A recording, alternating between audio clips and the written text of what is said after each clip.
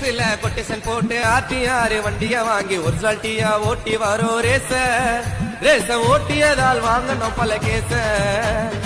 எங்களுக்கும் ரேச ஓட்ட தெரியுங்க,